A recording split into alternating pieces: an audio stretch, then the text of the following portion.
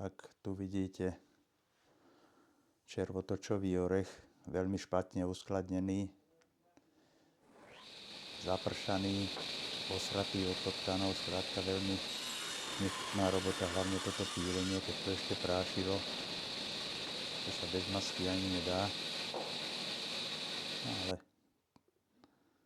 ten červotoč ja aspoň nepokladám vôbec za problém, lebo už pri tvorbe tej spárovky už povyberám tie choré časti.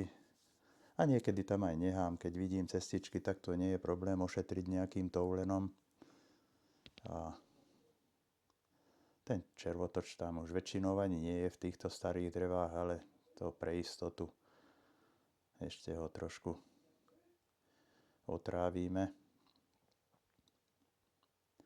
Takto sa vďačne vyberá z tejto 50 na 50.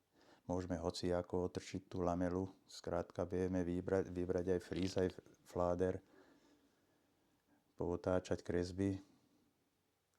A ja riešim všetko takto šablónami, keďže nemám žiaden počítačový výkres, ktorý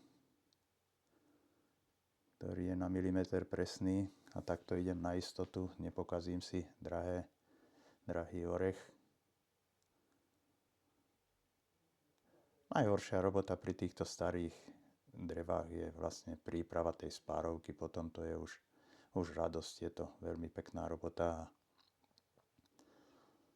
Pomáli, neponáhľať sa, neurobiť chybu, každý stupeň rozkresliť.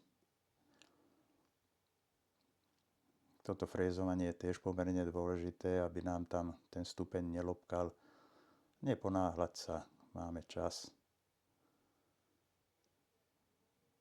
Väčšinou máme čas.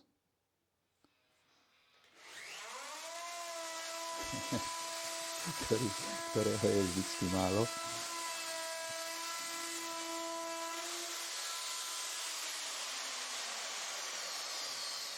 Toto frézovanie, no toto už fakt málo stolárov robí, to je už.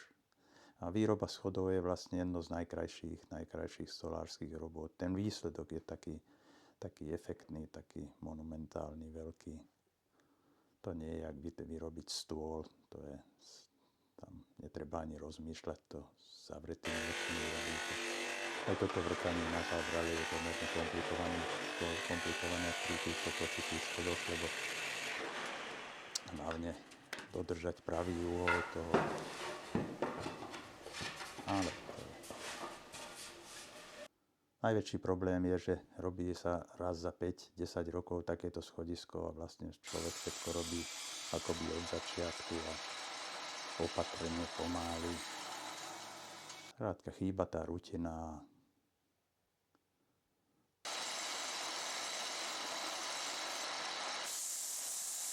A treba mať rád túto prácu, to drevo. Bez toho to absolútne nejde. Je mi smutno, keď si pomyslím, že už mladí ani sa nehrabú do takýchto robôt. Pošle sa mailom plán, škica a o 2 mesiace vám donesú hotové schody z Poľska a máte to vybavené. Samozrejme, že nikto vám nebude robiť takúto exkluzívnu nejakú orechovú spárovku.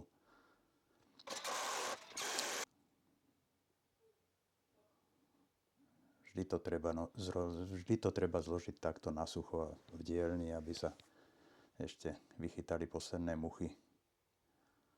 Tu sa to ešte dá, v dielni sa dá všetko opraviť ešte. A tu vidíme už namontované, nevrzgajú, pekné. Mne sa to páči, zákazníkovi sa to ľúbi. A to je hlavné.